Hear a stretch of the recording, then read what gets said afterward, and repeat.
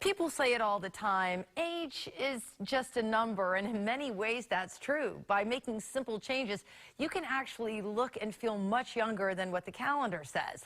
Joining us now is the author of What's Your Number, Dr. Francis Palmer. Welcome back to Bloom, Dr. Palmer. Yeah, thank you for having me back. Well, I love this subject, and I think all of us are trying to kind of turn back the hands of time. So what are 3 factors that determine biological age? Yeah, and real quick, biological age is not how old your birth date says you are. It's how old your bodily functions, the way your cells act, say you are. So there's 3 main categories: genetic, environmental, and biological. Genetic is your DNA, it's your blueprint, and if that were all there was, we wouldn't be talking about it. But the second ones, environmental and biological, really can impact how well you age and your biological age as a reflection. So environmental would be the main category. Biological ones are really whether or not you have acute or chronic disease, or you're lacking some key component that one of your cellular processes need. We talked about that previously on one of the supplements that fills that need. And the other is environmental, and that's sort of where everything kind of centers. It's whether or not you have an active or sedentary lifestyle. You expose yourself to known carcinogens like too much sun exposure, smoking, you drink too much, you don't have a healthy diet. I think the big one that a lot of people tend to ignore is the level of stress. And I think this current environment for actually the past 2 years have really emphasized that. So these are the ways that I think we can look to make personal changes every day. Now, is there a test that you can take to figure out your biological age? Yeah, there are multiple ones. And of course, I think the simplest to do is probably the best for us. And there are a lot that require blood tests, but there is a saliva-based DNA methylation test. And experts have said that your degree of methylation correlates well with your biological age. So that's all on our website. You can go and we don't provide it, but you can go get a card sent to you. You put a little saliva in it, you send it away. And then at some point they come back and say 2-3 weeks, like, I got good news or not so good news. You either biological age is younger or it's older and you probably need to pay attention.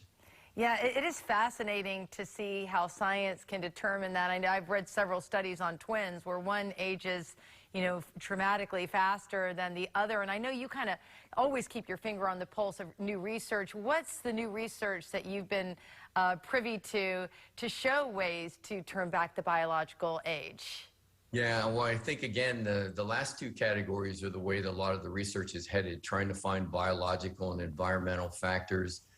I'm the chief medical officer for Ponce de Leon Health. That's the one that makes the supplement we talked about last time. And there are a lot of studies that are looking into specific molecules or compounds that seem to have all these positive effects on, the biological functions, and AKG is one of those.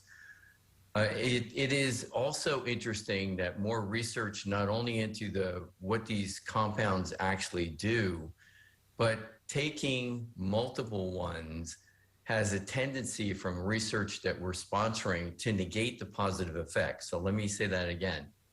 Just because you're taking 2 supplements or 3 supplements that have been shown that they're positive doesn't mean the combination together will also be. So you have to be a little cognizant about just, oh, this looks good, this sounds good, I'm going to take a handful of supplements. And I'll just leave people with the future. The future is always way brighter than we can imagine. I think at some point we will be able to manipulate the genetic failings or deficits that we have, and I think that's going to open up, obviously, all kinds of wonderful things.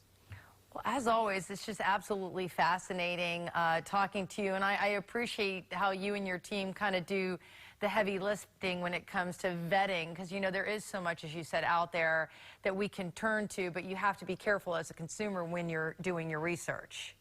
Correct.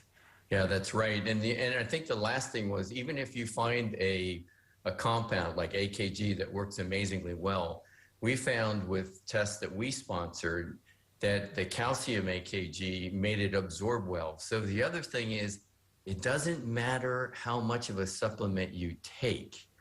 The only thing that matters is how much is your body able to absorb, and will you bypass sort of the upper limit where the rest of it is just wasted? And so I think those are the other things where people need to spend a little bit more time trying to figure out what I'm going to take and how much do I believe the stuff that surrounds it, right? The information that's being put out.